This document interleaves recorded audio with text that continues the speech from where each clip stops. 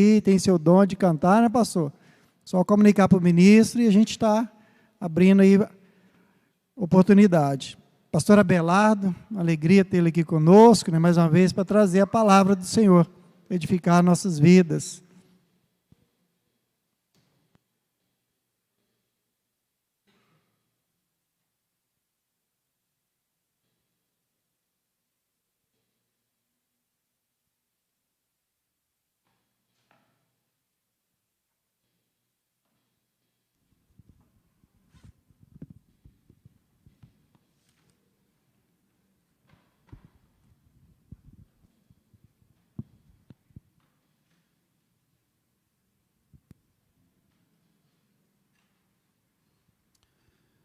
Bom dia, meus queridos irmãos e irmãs. O frio está indo embora, não é? Mas quem é que não gosta de frio também? Tem gente que paga caro para ir para o sul para poder passar frio. Meus queridos irmãos, nós estamos já chegando ao final do mês da família, não é? Família, criação de Deus. E família é, de fato, o ideal maior de Deus para todos nós, em particular. Mas, de modo global, família foi sempre a intenção de Deus, o propósito de Deus para a humanidade. Não é ter famílias no varejo, é que toda a humanidade seja uma família. Foi assim que Deus trabalhou para formar a nação de Israel. A nação de Israel era, no propósito de Deus, para se constituir numa família, desde Abraão, para que abençoasse as demais famílias da terra. Portanto, o padrão de família é um padrão que está dentro do propósito de Deus, não se esgota, e está dentro do propósito dele para toda a humanidade. A humanidade é uma família. E a nova humanidade é a família de Jesus Cristo, é a família de Deus. E na eternidade seremos todos uma só família. Bem, eu gostaria nesta manhã de falar um pouco sobre a família, especialmente sobre a dimensão formativa da família. E queria ler 2 versículos de Provérbios, depois estenderemos mais um pouco para os demais textos de Provérbios. Provérbios capítulo 1, versículos 8 e 9. Filho meu, ouve o ensino de teu pai, e não deixes a instrução de tua mãe, porque serão diadema de graça para a tua cabeça e colares para o teu pescoço. Amém. Família tem sido o alvo privilegiado de uma certa tendência da cultura contemporânea. De fato, a família tem sofrido um impacto muito profundo.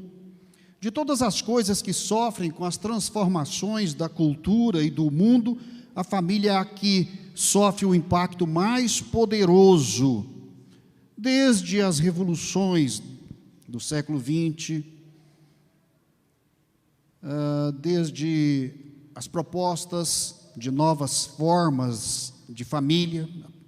Aliás, tivemos no dia 15 o Dia Mundial da Família, instituído pelas Nações Unidas, desde 1996.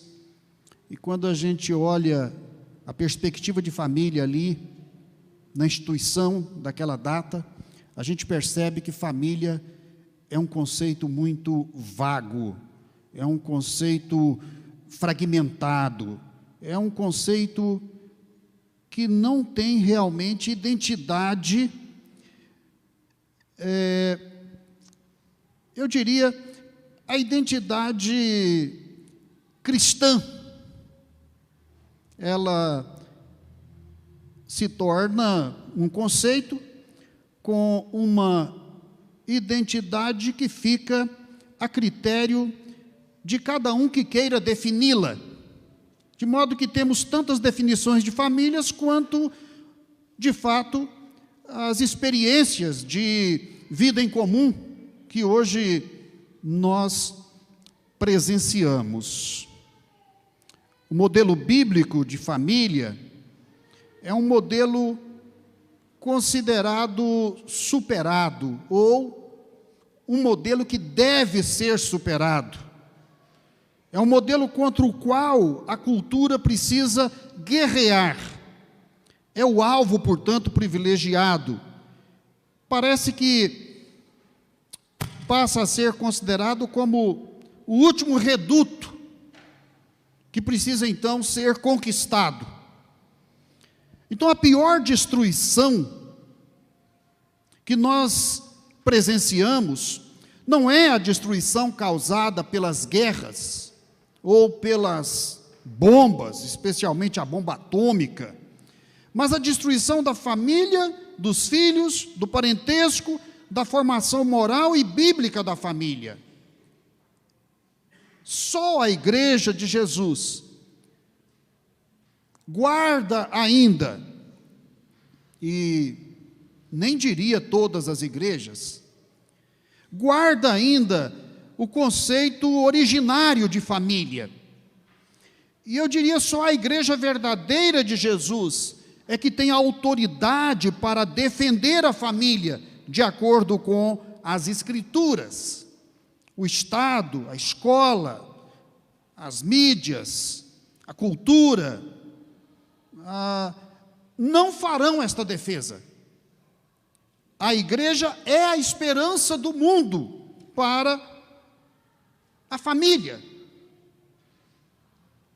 Mas não se faz isto com política ou com passeatas.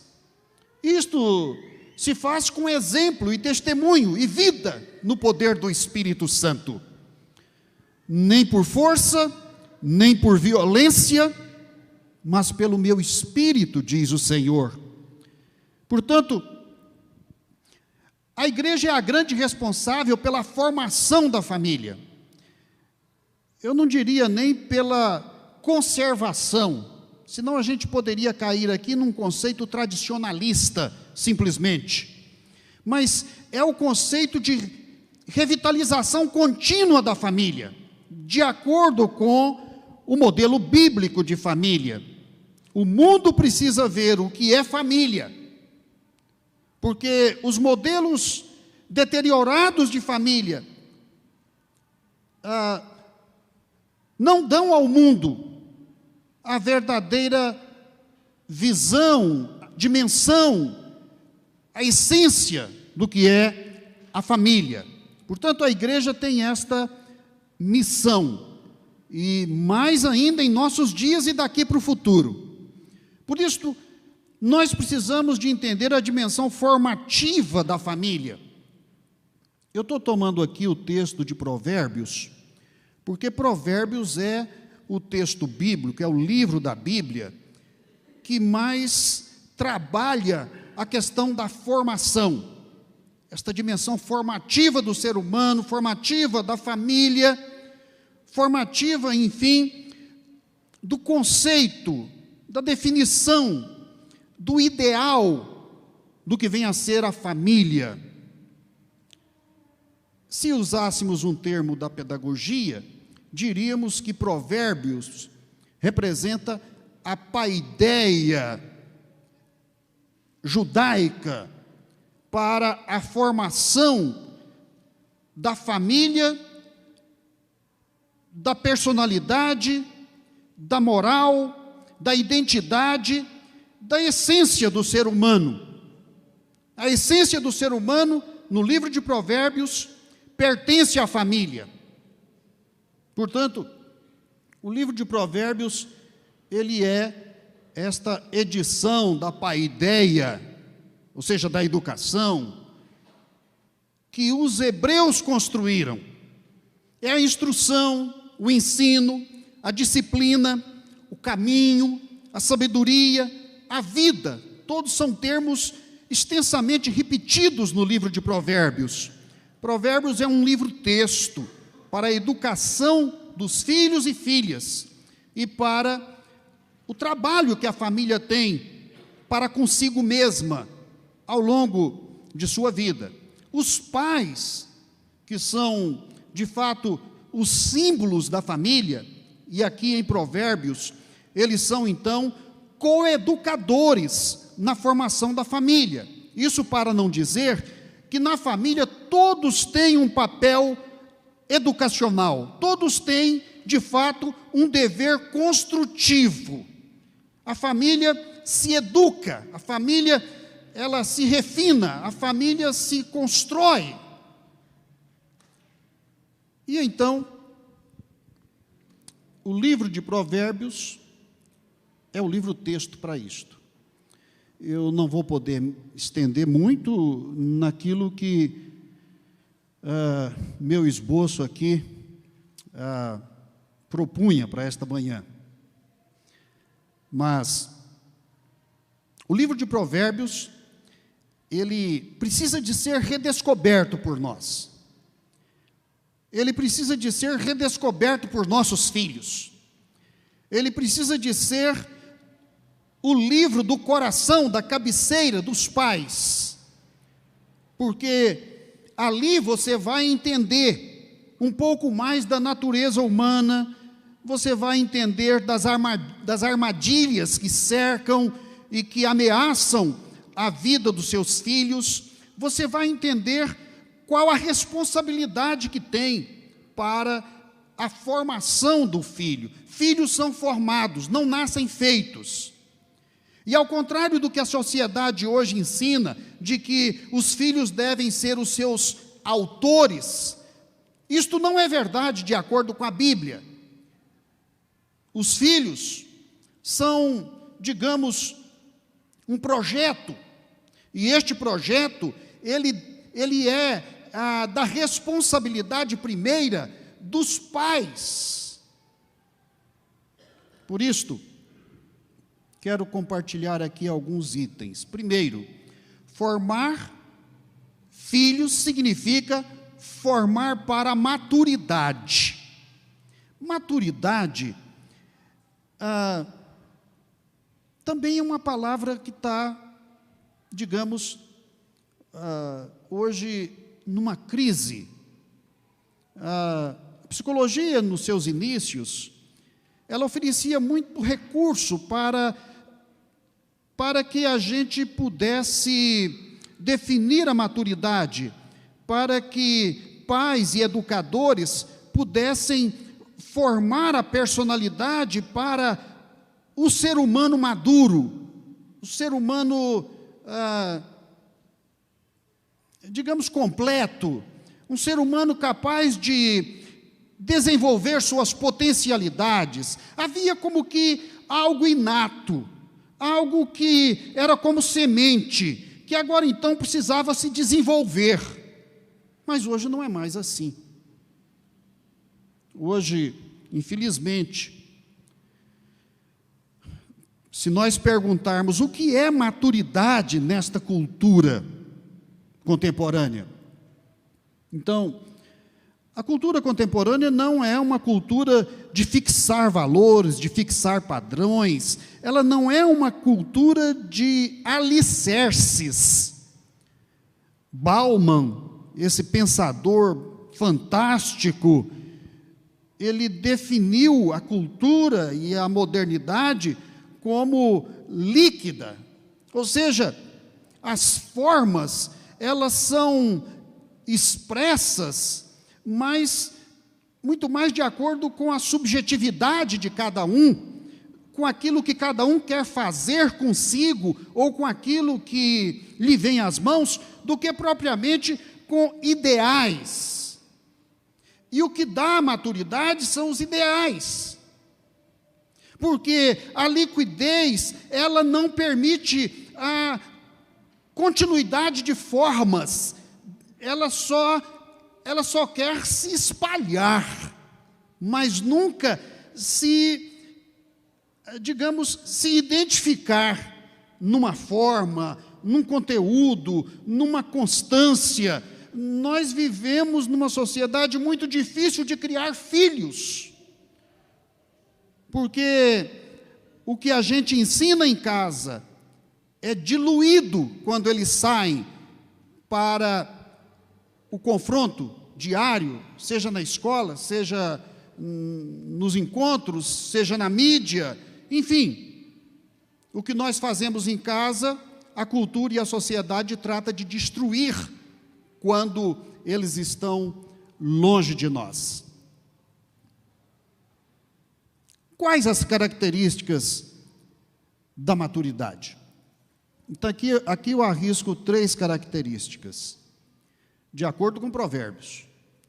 Tudo que eu estou colocando aqui hoje é da leitura de Provérbios, por isso eu recomendo a leitura de Provérbios com muita atenção, com muito cuidado e de fato, com aquela vontade de pôr isto em prática. Provérbios já é uma literatura prática. Se trata de colocar em prática a prática, para ver se há, de fato, a possibilidade de nós construirmos algo duradouro. Primeira característica da maturidade que a gente encontra em Provérbios é reconhecer limites. Reconhecer limites é um desafio hoje. Primeiro porque simplesmente os limites não existem na cultura.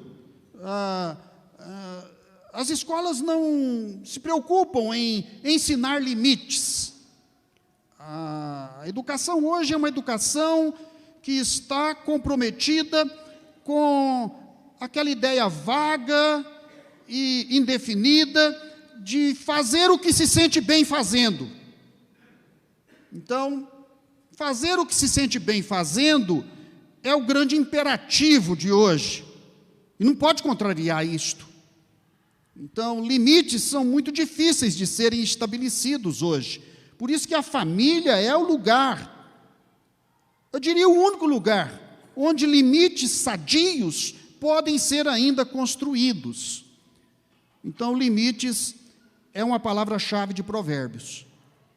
Se há uma coisa que Provérbios faz, é estabelecer o dever dos pais de ensinar limites para os seus filhos. O ser humano não é aquele que pode tudo, o ser humano não é aquele que tem, digamos, a liberdade de desejar tudo. Aliás, Provérbios ensina que a falta de limite leva, na verdade, à escravidão, ao cativeiro, porque acaba mergulhando o ser humano no grande lamaçal do pecado. Então, limites são importantes. O texto que nós citamos no começo fala que isto é papel que os pais precisam de estabelecer. O pai é aquele que chama o filho para ouvi-lo, e ele tem um ensino que ele quer transmitir. A mãe é aquela que ama e que deseja colocar a sua sabedoria no mais profundo da alma do filho, de modo que ele tenha uma certa graça, uma certa beleza, que aqui é chamado de diadema de graça, ou então de enfeite para o pescoço. Filho meu, se os pecadores querem seduzir-te, não o consintas. Aqui eu entro no segundo aspecto da maturidade, a coragem de dizer não. Maturidade é a coragem de sem dúvida se autodeterminar. Dizer não é uma autodeterminação, mas esta autodeterminação ela tem uma direção. É a autodeterminação para não pecar, para não errar, para não ir pelo caminho mau, para não ir pelas más companhias, para construir um caminho que leve a algum lugar. E é dizendo não. Dizer não é uma dificuldade, porque o não, ele tem sido interpretado como um tipo de castração. E esse tipo de castração é o grande inibidor da espontaneidade, da criatividade. Isto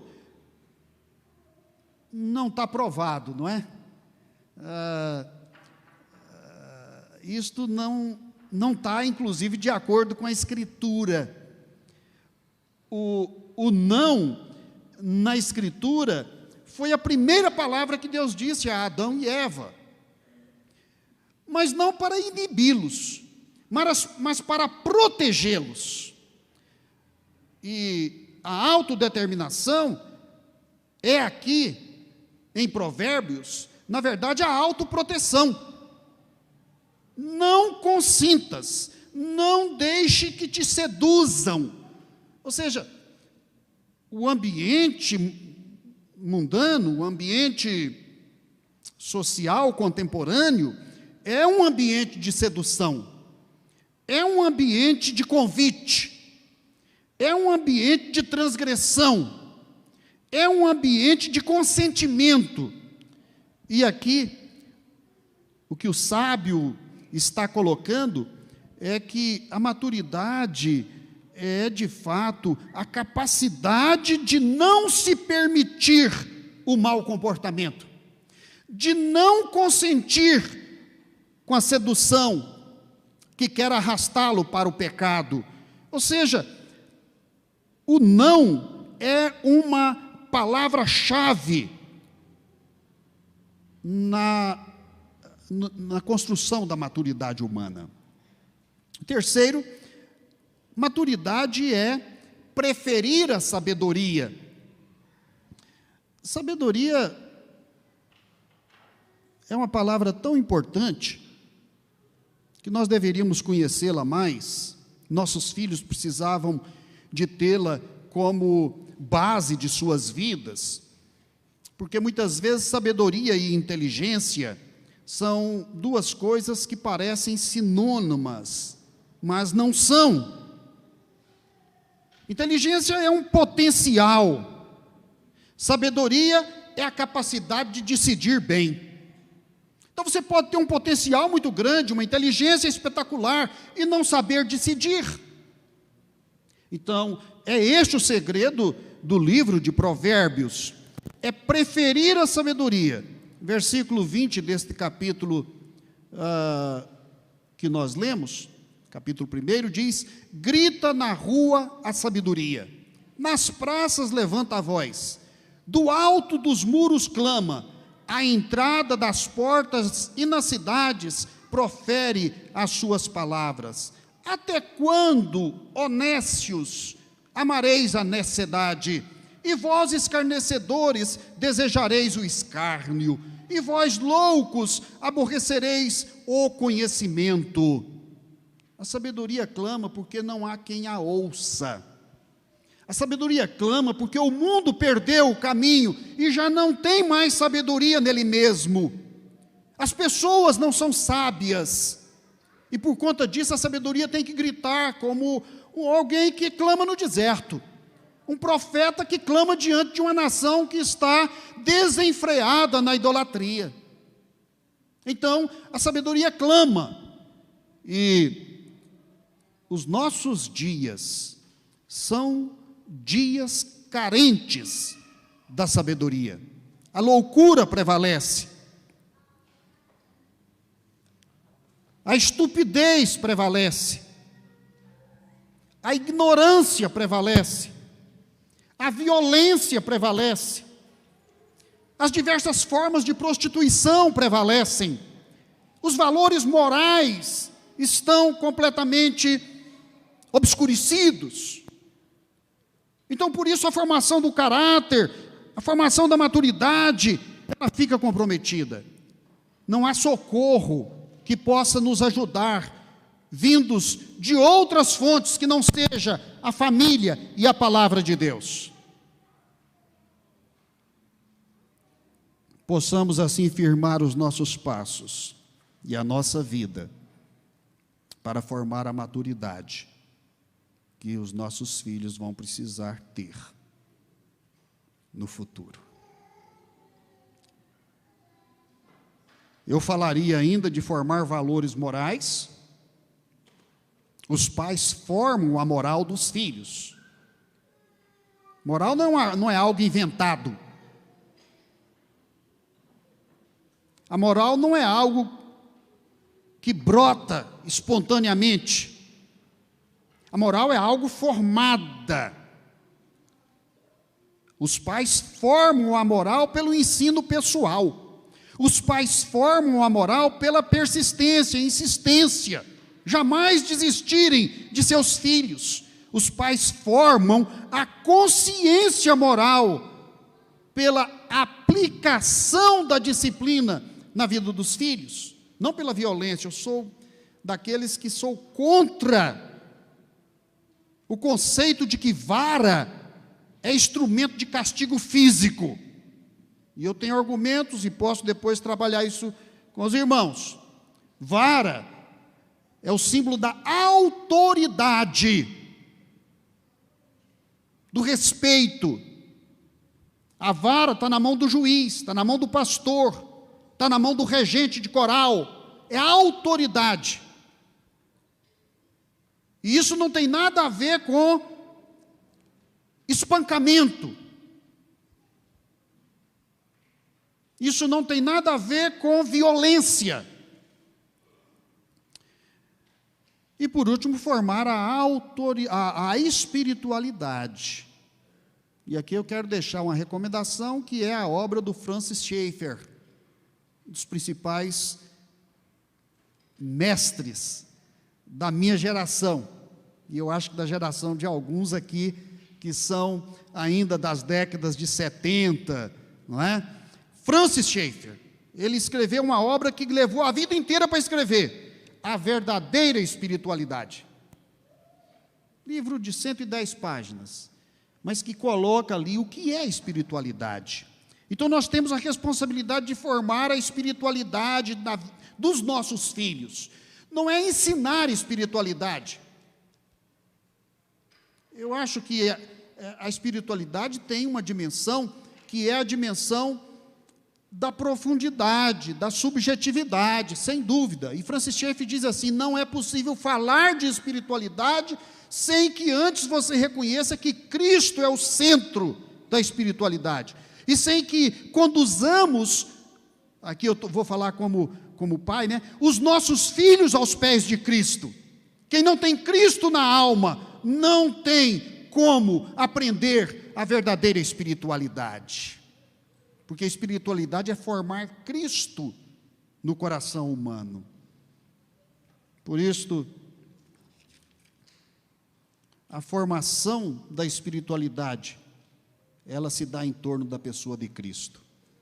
Ensinar a palavra de Cristo, ensinar a adorar e a orar, como Cristo ensinou, ensinar a confiar no Pai Celestial, que é o dono das promessas e que é o Senhor de todas as coisas, ensinar a enfrentar as tentações da vida.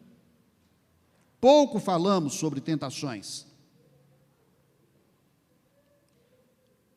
Por isto, elas nos pegam com tanta facilidade. Por isto, elas escravizam os nossos filhos com tanta facilidade. Ensinar a andar e a pensar e a agir como Jesus fez. E aí eu recomendo outra leitura. Charles Sheldon. Quantos já leram Em Seus Passos? O pastor já leu. É um livro do século XIX. Foi escrito em 1896. Pastor Sheldon era pastor de uma igreja congregacional. E ele teve uma brilhante inspiração e escreveu o livro Em Seus Passos, traduzido para o português como Em Seus Passos, que faria Jesus? De fato, esse livro é fantástico. Ele tem o seu contexto histórico, etc., mas os seus princípios são ainda muito aplicáveis. Então, precisamos conhecer a Cristo em profundidade, para que nós saibamos como formar Cristo na vida de nossos filhos. Deus abençoe a todos nós, sustente nossas famílias e nos ajude a termos sabedoria para criar os nossos filhos. Que Deus nos abençoe. Vamos orar? Pai amado, obrigado por esta manhã e obrigado por Tua palavra. E nós nos colocamos agora em Tua presença e nas Tuas mãos, para que o Senhor possa, através das nossas vidas, formar, ó Pai, famílias que possam mostrar ao mundo o que é realmente uma vida em família, segundo a Tua palavra, de acordo com o Teu coração. Capacita, ó Pai amado, os pais, os avós, aqueles que estão com a responsabilidade da formação dos nossos filhos, para que sejam, ó Pai, prendados, agraciados, abençoados, capacitados pela Tua palavra e pelo Teu Espírito, para que a igreja possa ser a grande formadora de famílias em nosso tempo. Em nome de Jesus. Amém.